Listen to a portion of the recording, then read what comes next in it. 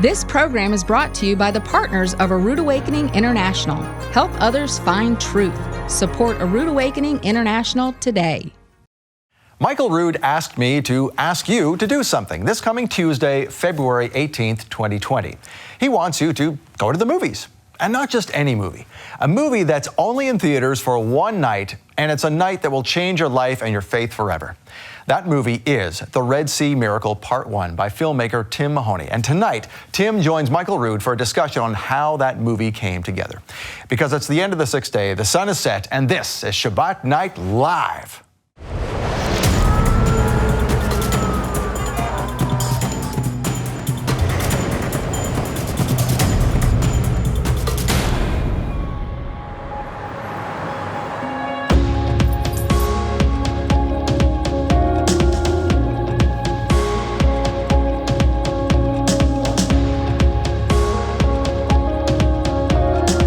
As they take this message out into the world. Well, Shabbat Shalom, Torah fans. Welcome to Shabbat Night Live with Michael Rood. Tuesday is the day, folks. Tuesday is the one-night only screening of quite possibly the most brilliant and fascinating documentary of all time. Not kidding. The Red Sea Miracle, Part 1. This is filmmaker Tim Mahoney's life work, and in fact, it all started way back with Tim and Michael Rood met at a Christian booksellers conference 20 years ago. Michael and Tim will tell you all about it in the second episode of our two-episode special presentation tonight, the story behind the Red Sea Miracle. Indeed, this is a very special time for Tim Mahoney, and it was a special time for Yeshua. As we look to the astronomically and agriculturally corrected biblical Hebrew calendar, this is the third Shabbat, and it was on this day in history that Yeshua had his mikvah, his baptism, as it were. We'll get more into that in just a second, in the Jordan River. You can see that in event number 31 in your copy of the Chronological Gospels Bible. Now, like many people, you have maybe noticed that Shabbat Night Live has moved to a different way of broadcasting. Instead of finding us on satellite or cable TV, we are now streaming exclusively. All that really means is that instead of watching Michael Rood on your TV with a cable box or a satellite subscription, all you need is a Roku device, an Amazon Fire Stick, or maybe an Apple TV. It's the same idea as a cable box, just the way your TV receives the program that you can watch is just a little different, that's all. There are lots of benefits to watching Shabbat Night Live and other programs from A Rood Awakening this way. You can replay them, download them, etc. But there's another benefit that you can now watch wherever you go, anywhere in the world, and we want to talk more about that with the founder of A Rood Awakening International. Please welcome Michael Rood. Thanks, Scott. Yes, sir. And I am very excited about this because now any place on the planet, people will be able to get the michaelrood.tv app. They will be able to watch our programs, English, Spanish, Chinese. It's across the board. This has opened up so much more to the world than what we were able to do because, no matter how much money we dumped into the broadcast, satellite, etc., we couldn't get to everyone. But, you can't go to any place on the planet. You can not go to deepest, darkest Africa without them. That cell phones are readily available on the streets anywhere. And all you have to do is download the app, and there you have it, right there. And so this is a big breakthrough. It cost us a lot of money to be able to move into this particular area, but now that we're doing that, we're really expecting that the believers out there around the world will be able to support this, and that's where it's going to happen. And there's a great way to let folks know about this app just through the app channels, and that is to give a review. And that's what we want people to do. We want you to give a review of the michaelrood.tv app so that other folks can find it. It'll rank higher. Since there's not many people. It'll be positive. Good if you give a positive review. Yeah, please. Yeah. 5-star review. Let's start there. Let's start at the 5-star review. That's right. And if they open it up to 6 stars, then you can go there. There you go. So yeah, please give us a review if you're on there, if you like it. Give it a thumbs up, give it a 5 stars, give it a good review, because we need that in order for other folks to find it like you have. And like you were mentioning, Michael, everyone in this world has a cell phone that they can watch the program. And we have different ways to watch it in America on TV and such, but the app on the phone is really the way to go. That's right. Yeah. Now, I know that we brought up Yeshua's mikvah, and I said baptism, but it's not really a baptism, and you have something to say about that with a new teaching coming up. Well, that's right. Now, we've interrupted this series on the mystery of iniquity, which details the legal prerequisites to the return of the Messiah. And I felt that this movie that Tim Mahoney is coming out with, this deserves us interrupting this particular thing, because this is something everyone needs to know about. The whole world needs to know. The rocks are crying out. Literally, biblical archaeology in history is coming together in this to where it's undeniable. The facts that the Almighty parted the Red Sea. We've got the evidence of it, and Tim is going to take us on that journey. And as you mentioned, the journey began like 20 years ago. I do television, he does movies. We got together, and he really took on this thing in a format and in a movie. It's going to take him 2 independent movies to cover the Red Sea crossing. I had a half hour on television to do that whole thing, but he has gone into this in such depth, and this is the message that needs to get out to the world. Now, what we're going to do after the mystery of iniquity, after that series finalizes, then I'm going to take people into what Yeshua says. Go out into the whole world, make disciples, teach them what I taught you. He that believes and is baptized shall be saved. Now, baptism has turned into a myriad of different things in the church world, but I'm going to take people through baptism and why this statement is made. He that is baptized, believes and is baptized, will be saved. Because this is a very, very important message. It has to be gotten out, and this is why every year, such as Passover, when we come together, we always do the mikvah. We do the baptism, and I teach on this. But I'm going to be teaching it ahead of time so that people understand the importance of this very thing, the importance of this act, what it really means. And so I'm going to go through all the baptisms that are spoken of in the New Testament. In the Brit Hadashah, I'm going to be laying that out so that finally we will understand what Yeshua is saying. Because remember, he's the prophet that we must hear and obey. And when he says, he that believes and is baptized, immersed, shall be saved. So I'm going to deal with that. Okay, very interesting. So more than just getting into the membership of your particular denomination. That's not what baptism is. No, that's the opposite of what it's all about. And so, this is going to be very special. I'm very excited about teaching this. All right, thank you for the preview. All right, so we're coming up with episode 2 of the story behind the Red Sea miracle coming up next. And you'll see in front of us here, these are the love gifts for this month. Here's more information. Take a look.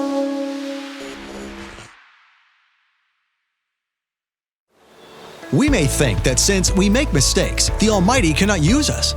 In fact, the opposite is true.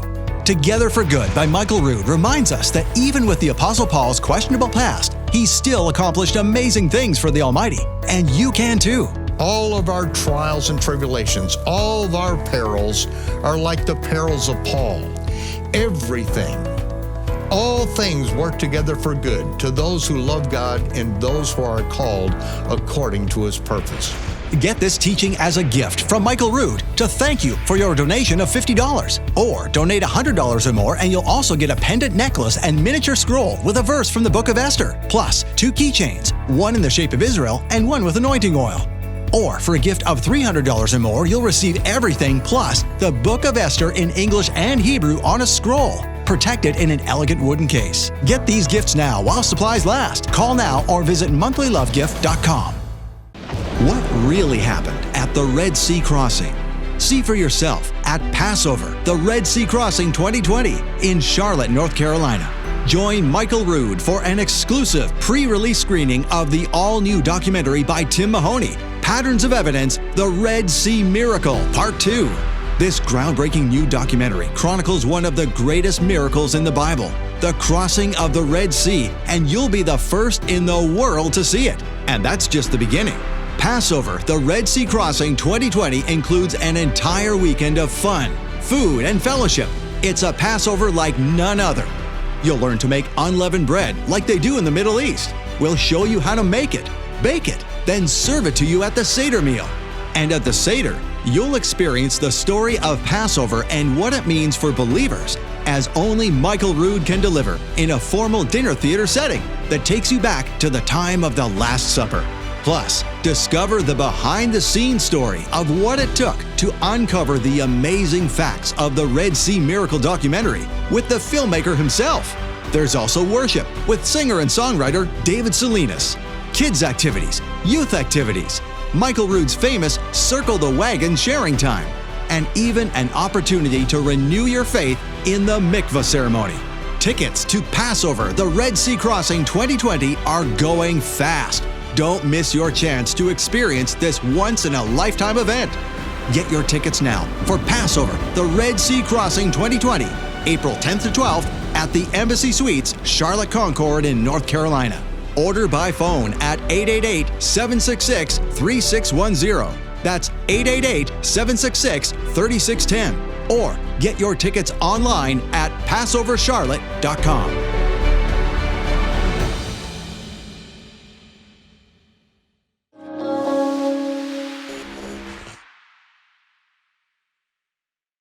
The last night that Yeshua was with his disciples, the Last Supper before the Passover was sacrificed, he took bread and he took wine. He said before that Abraham saw his day and rejoiced. But what does that mean? He saw his day and rejoiced. Well, it was the Melchizedek, the king of righteousness, that brought forth bread and wine to Abraham. He blessed the Most High with the blessing that Abraham taught Yitzhak, Yitzhak taught Yaakov, and is still spoken today. Whenever bread and wine is served at a Jewish table, whenever it is Sabbath, especially around the world, the bread and the wine are brought forth with this blessing. Baruch atah Yehovah, Eloheinu melech haolam, borei pari hagafen. Blessed are you, Yehovah, our Elohim, King of the universe, the creator of the fruit of the vine. And Yeshua then said, blessed are you, Yehovah, our Elohim, King of the universe, who brings forth bread from the earth. He said, this represents my body, which will be broken for you. This represents my shed blood that pays the sin penalty because of the broken covenant. As often as we do this, we do this in remembrance of him. So break the bread, share the wine, and we do this in remembrance of him until he comes.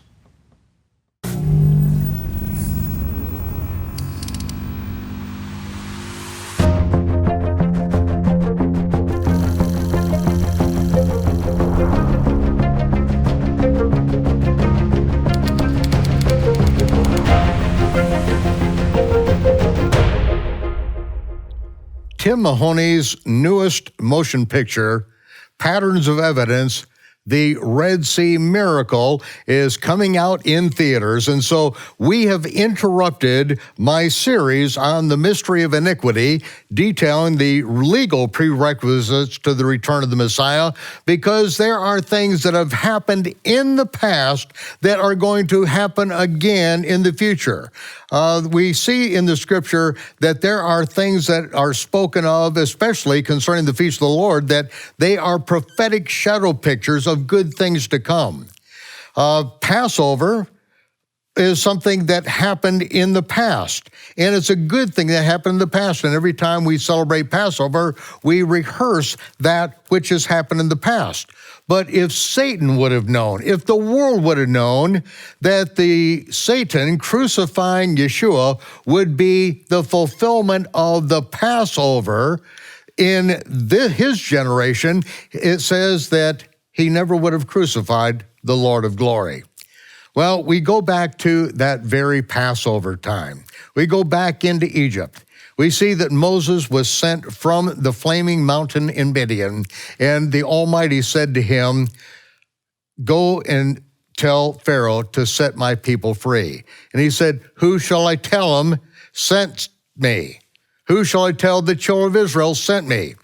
And the Almighty said, he who was, he who is to come. Yehovah is my memorial name, and that is a contraction of the three Hebrew words, he who was, he who is, and he who is to come.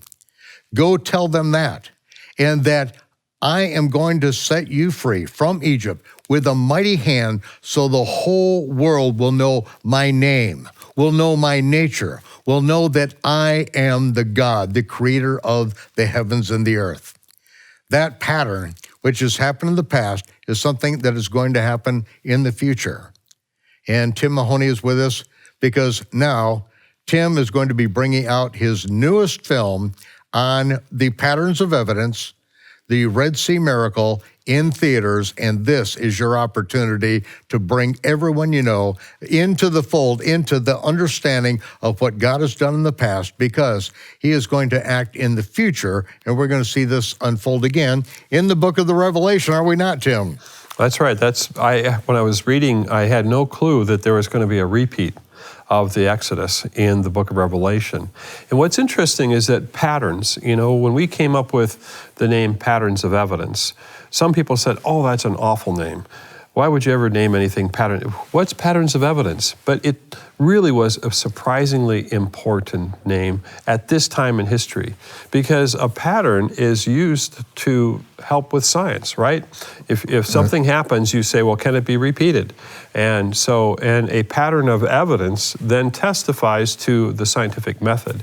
And what is very unusual about the Patterns of Evidence films is they actually are asking the question, well, if the Bible says A, B, C, D, can we find A, B, C, D, and E or F? Mm-hmm. And so we end up, and that's what has happened, is that it's been a refreshing new approach to investigating the events of the Bible. And in this particular case, the pattern is what the Bible is telling us is going to repeat itself. And we're going to see the plagues of the Exodus repeat themselves in the book of Revelation. So why is it important to know what happened in the past? I believe it's because there's a lot of ways of thinking that are confusing people. There's a lot of things that are going on, and if you don't know sort of the original, if you don't understand the things of the past, this is what I'm learning it myself, is that then you're going to be confused at this time, in this culture, with what to believe and what is your foundation. This circumstantial evidence in a court of law, this is completely admissible when you can show a pattern, and there is no other way to explain it but by showing the truth of this thing. Then you have the attorneys from one side that are trying to make the evidence look this way. You have the attorneys from the other side looking and trying to twist it the other way, but only one of them is right. Only one of them holds water all the way through. Only one of them really tells the truth. Yes, in fact, when you use the word attorney, the other thing that came to my knowledge as I've been filming scholars, and what's happened is that different people throughout in the last several decades have felt compelled to do certain types of research. And I, as a filmmaker, I'm more like a builder. I find the blocks of information that they've created, and then I'm able to build something from it. But what's interesting when you talked about the word attorney is the fact that the Bible is actually a series of legal agreements. And so when people say, well, why does it say so-and-so begat so-and-so and so-and-so begat so-and-so? It's because it's following the lineage of that legal agreement. And so these covenants that were created are covenants that are going through history. And there's more to this that's coming with patterns, because we're going to be exploring those covenants and those agreements. But we're really dealing with a legal case here, in a sense, as we review and in many cases, you can't prove one way. Let's just say, if someone walked down a road, you can't necessarily prove, but you can prove the feasibility that they could walk down that road. And you could prove the fact that they could get there at a particular time. And that's the journey of the Exodus, the route that they took. The Bible says that they didn't take the way of the Philistines, which was a route in the northern part leading out of Egypt, but they took the way of the wilderness of Yam Suf. And so this is part of the case. This is part of the court case that we're looking at in a patterns approach. And we're looking to see, okay, well, where is that road? And which way did it take them? Because, as we said, we used an analogy before of sort of following the blood trail. In this particular case, you're following the documentation that Moses is giving as he's testifying to what God is doing. He says, okay, we left here, and then something unusual happens. A pillar of fire and a pillar of cloud by day and a pillar of fire by night ends up appearing and leading and guiding them. Well, how do you explain that? You know, it's not explainable. That's right. Moses is testifying that the Spirit of God is leading them on this journey and giving them provision. And then, so the first film, as I said, it's two different films because it's just too much content, too much information to absorb in just one setting. It starts to look at those unique events and features of the event that help get you to the place you're supposed to go. And we have two opposing ideas. One idea I call Egyptian, and the other one Hebrew. And I'm talking to scholars that are Hebrew scholars, and I'm talking to scholars who are experts in Egypt and Egyptian language. And so that's the tension that we're going to be wrestling with in this next film, which is really about the journey to the crossing. And really, in the first film, Patterns of Evidence, the Exodus, I saw that for the most part, the Egyptian perspective and Egyptology has been the thing that has been embraced for the most part by Christian scholars, not the Hebrew perspective. They've been divorced from that perspective, and higher criticism has really move people toward a humanistic explanation of things or a humanistic dismissal of anything in the Bible. And Egyptology, which basically is written on the back of one Egyptian priest, that's what people have been embracing. But, you know, now you're taking it and you're bringing in the Hebrew scholarship in here, bring us back to basically the Hebrew roots of the faith. You know, the people that wrote this, that transmitted it and put it into the hands of their children and made copies upon copies and thousands of copies of this very incident, they've got something invested in this, whereas for the most part, the Western world, the Gentile world, would rather forget that there is a God that they are responsible to. Well, what ends up happening is that you talk about the two different, as I've tried to, understand the situation, is that the story was written by Hebrews. And so what is the Hebrew meaning of these words? What's the real understanding of that word? What does that mean? When we say Yam Suf, which is the sea that was crossed, when Yam Suf was translated into Greek, they changed it to Red Sea. Right, the word, and you point this out, I believe, that the word red is available. Moses knew the word red. Mm-hmm. It's in the Torah. Mm-hmm. It's in Exodus, but he didn't use that word. He didn't use red at all, but the Greeks did. When they translated that word, they translated as red and ignoring the other usages in Hebrew. Well, possibly, too, we know that the story of the Exodus is much older than the time when the Greeks. So over time, the Greeks might have called those locations Red Sea, and so that's what this is investigating: is what do these words mean? There's another word called Pihahiroth, and that word means mouth of the gorge, and that when they turned, they were told, well, when they left Egypt, they left and they went across the desert. Mm-hmm. And then they were told to turn, and there's a series of points where they were told to camp by, and one of them has the word Pihahiroth, which means either mouth of the gorge or mouth of the canal. And so we're going to look at these words and we're going to investigate, well, what are the possibilities? And you're going to hear different viewpoints to help you decide as to where this location really is. Well, I'm excited to see that particular thing develop because in this movie, you are getting us all the way down to the Yam Suf. That's right. We're going to take you well, we have a pattern once again, and in this pattern, we've identified the different steps that we're going to look for. But as I said, the story is so big that we can't get through all the steps in the first film. We get you partway there, and then we've got to do the rest of it, because I didn't want to just brush over things. In some of the films that we make, we go into detail, but people don't really realize how deep and how rich the information is. And it has to do with, there are times when I was just going to use the word verily, verily. And that means pay attention, right? When you hear that. And I wanted to share something with you. Yeah. There's a lot of times people, they just read the word, verily, verily, I say unto you, without any emotion. But I mean, that's a code. That's emphasis. That is a figure of speech to draw attention to that, because it's used twice. It is there for emphasis. Yeah. In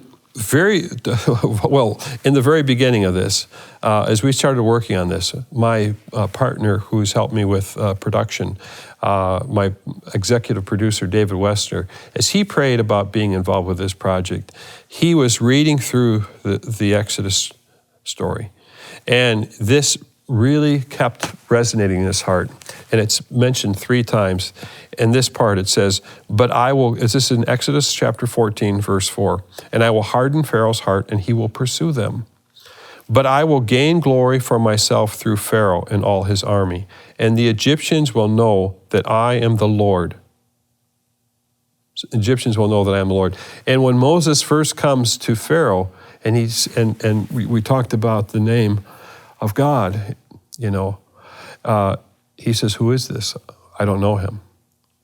And so later on in in 14, verse 17, it says, I will harden the hearts of the Egyptians so they will go in after them, and I will gain glory through Pharaoh and all his army, through his chariots and his horsemen. Second time. And then the next verse says, the Egyptians will know that I am Lord when I gain glory through Pharaoh, his chariots and his horsemen. Third time. There it is. Moses went to Pharaoh and said, Yehovah, as it says, that'll say the Lord in English, but in Hebrew it says, Yehovah says, let my people go. And Pharaoh responds, I don't know Yehovah, and the people are mine. I'll not let them go. And so it took all of these incredible plagues to come upon Egypt, and Pharaoh's heart being hardened, and finally he says to Moses, I have sinned against Yehovah and against you. And so, even the act of hardening his heart is that so that Yehovah would get the glory. And that's why it says that he brought us out of Egypt with a mighty hand, so the whole world will know that my name is Yehovah. He who was, he who is to come. And that glorifying of his name, this is what's happening even in this generation.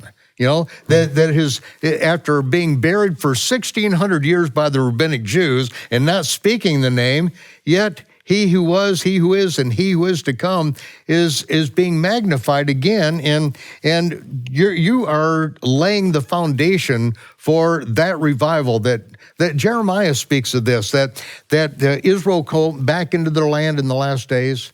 And the Gentiles will come into to Israel. And even the Gentiles, when they repent for the abominations they inherited, as Jeremiah said, but it says even the Gentiles will know that my name is not the Lord, but Yehovah. It's a very significant time we're living in, and this is taking us right back in patterns of evidence into the Red Sea crossing, the miracle of the Red Sea, that he is glorified, and he's being glorified again in what you're doing in making that record known to the world. Well, it's an awakening. And we think about a rude awakening. There's sleeping going on in my life and in others, because we're kind of caught up in the static. There's a lot of static in our culture right now that causes you not to necessarily hear or think on the things that you're supposed to think on. What I'm saying to everyone is that this is a time, you have to think about this. We're at an unusual time in history, and what's going on is that I believe it's a time to remember and be forewarned that things are changing, and that this whole story of the Exodus needs to be understood. It needs to be understood by you and your family and by your friends, and it's a warning. And what's happening is that this event, how big was it? It was a big event.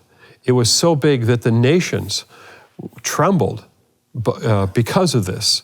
And so are we, as being raised, hearing about this and understanding what's to come, I'm raising the questions and making films that I think are trying to, I sometimes don't always know what I'm making, but I know that I'm being led to certain pieces of information and they're being revealed.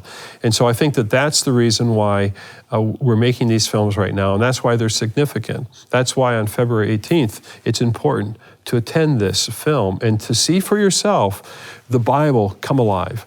We're going to do powerful recreations. We're going to see things that I think are going to give people encouragement, as well as cause people to think. The reason we call our company Thinking Man Films is because we've been given the opportunity as filmmakers to raise questions. And questions are seeds, Michael. Questions are seeds in people's hearts. And maybe if you've tried a lot of other things, these films have a special, unique ability to put a seed and a question in someone's heart. Could be that son or daughter or that uncle or those friends of yours at work that need to have this seed and see what happens from this film.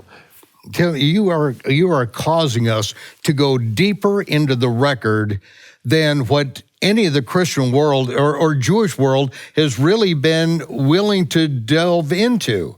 You know, you're dissecting words and you're dissecting this thing to where you really have to ask the questions. If this really happened, then this is what we're going to see.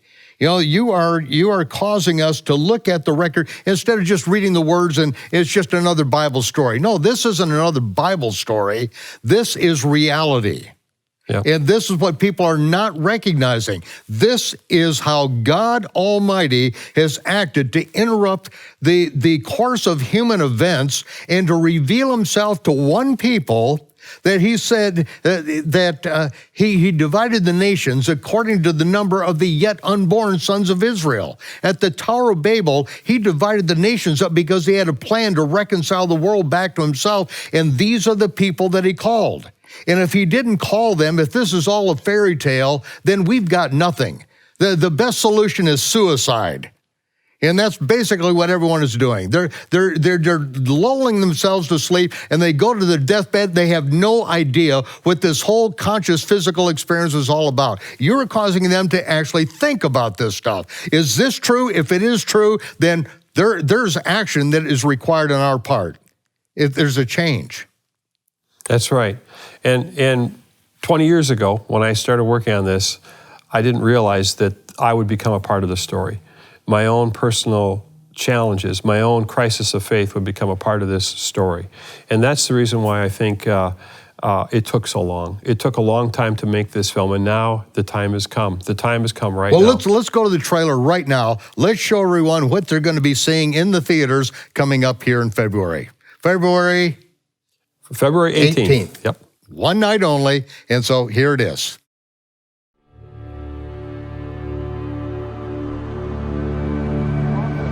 For almost 20 years, I've been searching for evidence of one of the greatest miracles of the entire Bible, the miraculous parting of the Red Sea. Tim, the first question most people ask is, where's Mount Sinai? My first question as a geographer is, where was the sea that was parted and crossed? So what do you think the crossing site, where would that be? Well, for once, I'm going to follow the conventional argument here. When I look at the Exodus story through the eyes of a scientist, then it contains a lot of observations which just make sense to modern science. I think it is possible to demonstrate that it took place in close proximity to Egypt. I know that some people would say, well, there were probably 5,000, maybe 20,000 Israelites. This matter of large numbers is a very, very thorny issue. There has to be enough Israelites in order to make Pharaoh and the rest of Egypt scared. Whether the 10 plagues happened is a miracle. Whether the Red Sea parted is a miracle. Archaeology cannot prove or disprove a miracle.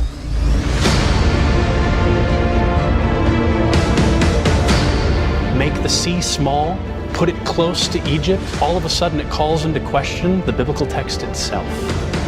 And you cast their pursuers into the depths as a stone into mighty waters. Where were these ancient lakes and what is now all desert? And what sort of people could stand the strength of the wind that would part that depth of water? Nobody could stand and walk that land bridge in that sort of wind. It would be impossible. Why is it important to think about these things? At the end of the day, we're really talking about a miraculous event of unprecedented proportion, of God's miraculous saving power.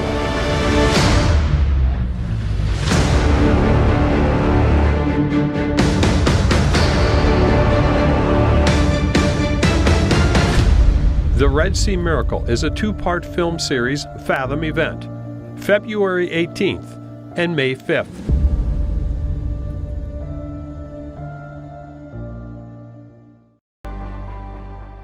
Tim, this is one night only, February 18th. This is the time for people to get out to see the movie. Tell us how we can get tickets to this. Well, you can go to patternsofevidence.com. That's patternsofevidence.com, and you'll see the trailer again if you want to. But there's a place where you can buy tickets. And all you do is just hit that button. It'll take you to a site where you can buy the tickets. You just put your zip code in there and you can find the theater that's closest to you. So that's how it can happen. And once again, we're hoping that people will invite their friends and family and bring a group. Well, this is a great trailer that we just saw. They get to see that on the site, so send your friends and family out there to watch the trailer. Right. Wake the dead. Yeah, we actually have downloadable tools that they can use and create posters. They can use those and put them up. There's other tools that they can use for social media that'll be available. So if someone wants to print out a poster to put up at their residence, at their church, at their schools, this is available then? Yes, that's available for them. Yep. So anything that you might need to help spread the word, we have those available. Okay. Tim, we have so many traditions in the Christian world that, not even based on the Bible. And we get off on these sidetracks and, even the traditions that we have in modern day Judaism concerning the feast and Passover, these traditions are supposed to help us remember what we did during the temple period, but sometimes we just get caught up in the traditions and we forget what it's supposed to remind us of. And so I was reminded of this just last night. It was at a lecture at a church, and as I walked out of the back, they had a manger scene. It was a long overdue that they took this down, but they had the manger scene, and it was a beautiful piece of work with the wise men there and all. And I said, you got this wrong. These guys didn't get here for more than a year later, and you've got them showing up at the manger like they took a jet over. And I said, and so I'm giving them the background and tell them, this is the opening scene from the book Ben-Hur. This is not in the Bible. And it was like a deer caught in the headlights. Everyone's standing around there, and not even realizing that we have these traditions, and people will protect these traditions with their life, even though they completely contradict the biblical record. Now, you've run into the very same thing with this the Red Sea. On the way to the Red Sea, the course to the Red Sea. You've run into these very same things, haven't you? Yes, when you're making this type of film where you're investigating, you're trying to always go back to the source, and trying to go back and say, okay, let's see. Well, what did it originally say happened, and can we understand it that way? And so I'll talk with Hebrew scholars, and I'll try to understand, what was happening.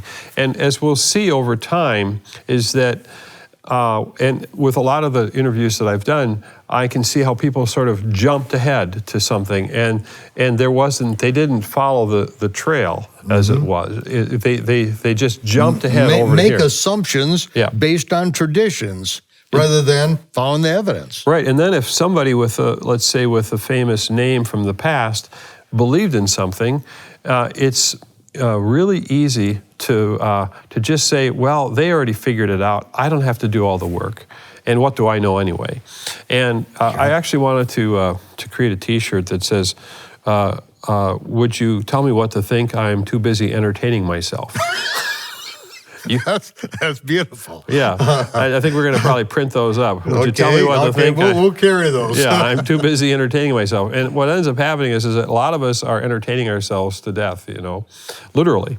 In fact, on the way here, until the day that we die, just entertaining ourselves, trying to distract us from the reality that this has just all passed me by, and I have no idea what I just did. Yeah. Well, we have grandchildren, and we love them, but every once in a while, we don't let them say this, but once in a while I've heard, I'm bored. And you realize that, well, if they've been watching something and whatever, if you're like me, if I could find a stick or a rock, I wasn't bored. As a kid, we played with all sorts of things that weren't officially toys. Mm-hmm. But that's the creativity. But the point I'm making is that even scholars, oftentimes when I've interviewed, because I spent 20 years, I've been looking at this, and I look at and we transcribe all the interviews. You've interviewed hundreds and hundreds of the top scholars on planet Earth. Yeah, I've interviewed some of the top ones, and I listen, and we transcribe, and I have hours and hours and hours of information. And there are times when I've even been able to ask a question. And what I've learned is that sometimes they're not used to being asked those questions because they haven't necessarily thought it through. They've actually told me what they heard from someone else. And so by the time I get to the third question, every once in a while, I'll have them say, well, I really don't know much about that. This is actually someone else's territory that they need to answer. And so the point I'm making is that there are traditions and a tradition sometimes is an easy way, and traditions are good. A lot of traditions are good, but some traditions are not good. they actually lead you to a path that isn't correct. They might give you the wrong understanding about something.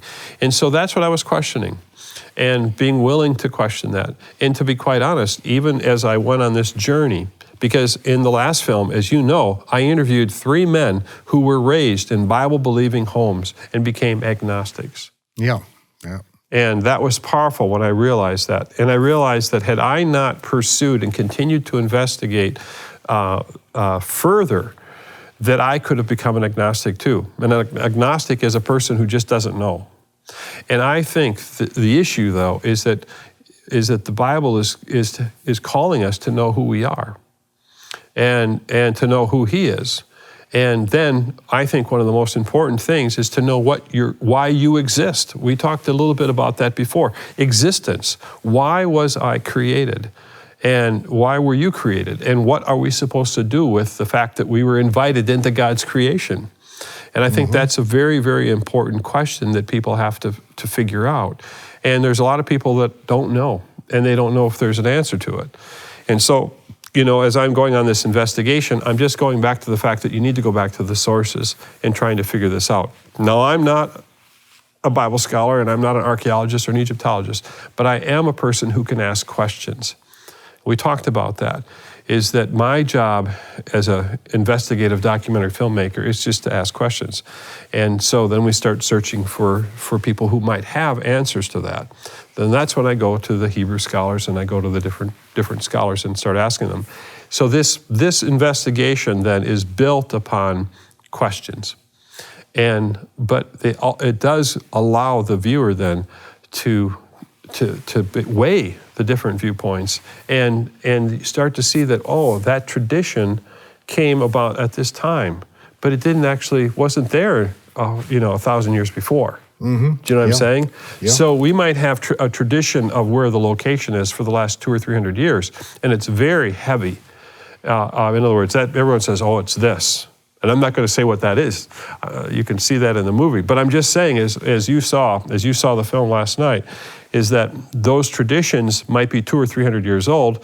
People think they've been around for a long time, but if you just step back 500 years, they weren't there. Go back 1,500 years or 2,000, 3,000 years, they weren't there. Yeah, I was painfully made aware of this. I have been studying church history in the Middle Ages, and I'm realizing that all the analysis of this is people that they are hundreds of years divorced from the first century believers, and the people basically who were Jewish who were turning the world upside down.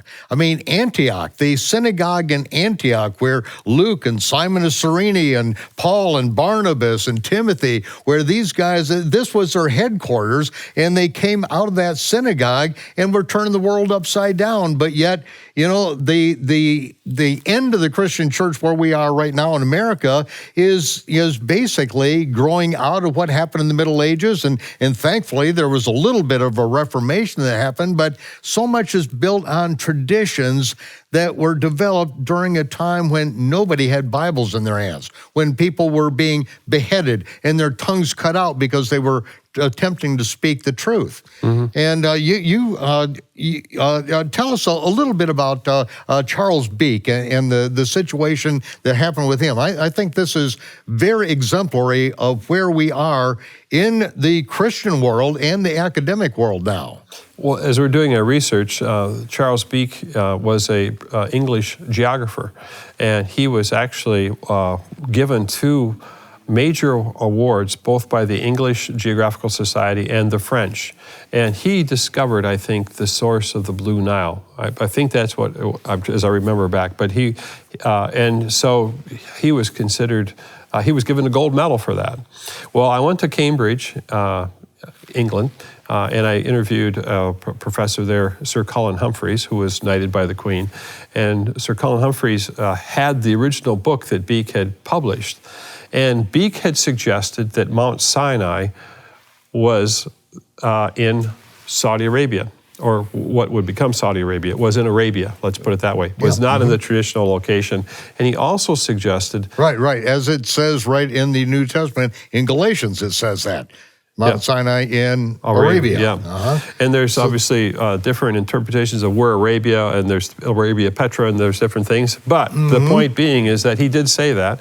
And the issue was that he believed that the Gulf of Aqaba was the sea that was crossed. And when he started putting that idea out there, it offended the British clergy or whoever, the geography, portion of that country, the people who were a part of that, so much that they stripped him of his gold medals for something else, and they considered him to be a heretic. Because he was going against the tradition of what they thought at that time. Right. Yeah. Copernicus, that list goes on for a long time. I wanted to say that so I asked the same question to myself, can I afford, or what price will it be for me to make films that challenge some of these traditions? As you go back to the sources and you're saying, well, wait a minute, there's a fork in the road here that takes us over here. But there's one other person that's in our film that I want to talk about, and that's Cecil B. DeMille. Yes. The DeMille family. I'll tell you, the movie, that is what really changed my life. After going to church my whole life, but sitting in a lone theater by myself, and the manager of the theater said, I need you to come in. And he sat me in an empty theater and turned on the projector, and I was the only one that was in there, and watched Cecil B. DeMille introduce the 10 Commandments. That is what changed my life, because I could see these aren't just, Bible stories on a flannel graph. Okay, this is real. I knew it was real, and so you got to I got to know the DeMille family. Years ago, I reached out to them because Cecil B. DeMille had made the Ten Commandments and this whole issue of the parting of the sea twice. In 1923, he made an epic in black and white, and then later on... That was that a sound film? Silent. It was a silent film? Yeah. And then later on, he produced the one that we all know of that has been airing, every year around Easter and Passover time periods. It's at that time. And the DeMille family, I was able to meet Cece, his granddaughter, and she was actually there at the filming when he filmed in Egypt. And she and I have corresponded, and Cece, in fact, I'd like to show a scene of that right now, of my discussion with her, because her father was a tremendous researcher, and that's how he made his films. In 1956, DeMille remade the Ten Commandments into a 3.5-hour epic, which became a sensation. For the last 50 years, it has aired nationally on television during the Easter and Passover season. I traveled to Hollywood to meet DeMille's granddaughter, Cece, and I asked her about her grandfather's work. Why did he spend so much of his career making those types of films? Because he loved the Bible. He thought the greatest stories were in the Bible because it's fascinating. I mean, you don't have to make them up, they're there. DeMille's research influenced the depiction of these biblical events. So he was tremendous at research and Bible research, wasn't he? He was. And oftentimes when we look at the scenes that DeMille has depicted with the walls of water parting, and the scriptures actually say that the walls were divided, and I'm going to just find that spot here, but that the Israelites passed between them. It says here, let me just get to the right. And it says, Moses stretched out his hand over the sea, and all that night the Lord drove the sea back with a strong east wind and turned it into dry land. Now, Cecil B. DeMille only had a few seconds to do it, but it literally transpired overnight, and then in the morning they saw the path. The waters were divided, and the Israelites went through the sea on dry ground with a wall of water on their right and on their left. And so as we investigate that, there's a couple of different ways to look at this. And the question then is that Cecil B. DeMille portrayed it as a wall to the left and a wall to the right. And that's our understanding. That's what his research told him. And I think that is similar to what the Bible is telling us here. But the question then is was that just a Hollywood, projection, or did it really happen that way? And that's what this new film, Patterns of Evidence, The Red Sea Miracle, is investigating, is where did this happen and how did it happen? And was it a naturalistic, just wind blowing randomly, or was it supernatural? Tim, there's so much more to talk about, but we've got the movie coming out in the theaters on the 18th. Give us again the detail on that. Okay, February 18th, it's going to be in 800+ theaters around the nation, and you can get tickets at patternsofevidence.com. Patternsofevidence.com, and you can hit that button to purchase tickets and put your zip code in there, and that'll show you what theater you can buy tickets at. Okay, now I'm telling all of you that are coming to Passover this year that at Passover, Tim is going to be debuting the Red Sea Miracle Part 2. So we're going to see the other portion of this that wraps it all together at Passover. That's going to be more than a month before it comes out. Tim, remind us, when does it come out, this one, in theaters, the second one? The second one will be May 5th. May 5th, okay. Yeah, May 5th. So we're going to actually see it ahead of time, and Tim is going to be there with us and be able to give us some more behind-the-scenes stuff that we can't talk about right here, right now, because we don't want to tell the whole story, because as it unravels, you are going to see so much evidence all come together. And then I believe we're going to be getting over to Mount Sinai, one of these first movies. Well, we're working on Journey to Mount Sinai is next. Okay, ladies and gentlemen, this is going to be the most exciting adventure of your life. Tim, thank you for being with us. We're going to be in the theaters. Everyone is going to be bringing friends and family out to it. And then at Passover, it's going to be a great privilege to have you and your wife with us for our Passover event. And everyone there is going to be thrilled by the next episode of the Red Sea Crossing Miracle. You know, and I just wanted to mention, too, that at the end of the film, that night, we're actually having a panel discussion, as we do in all of our Fathom events. And this is a Fathom event. We're going to have a panel discussion, and it's going to be at the Ark Encounter. There's a theater that they have there with Answers in Genesis, and Ken Ham will be a part of that, and Todd Starnes, who was the moderator for the last film, will be there. We'll have other guests as well. So it's going to be a very full evening, and it's really, I think, going to be inspiring for people. I love the panel work that you did on the last one with all the guests on it. Great insight, and you really brought a lot of the Jewish end of things into it with many of the Jewish guest stars that are some of my favorite personalities out there. So Thank you for doing that. Look forward to that time. Okay, well, thank you for having me. Thank you, Tim.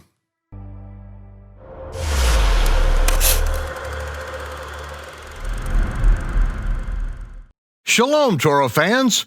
Since you love the truth, give this video a thumbs up and share it with a friend. Tap the subscription button and the bell icon, and I promise to update weekly with in-depth biblical research.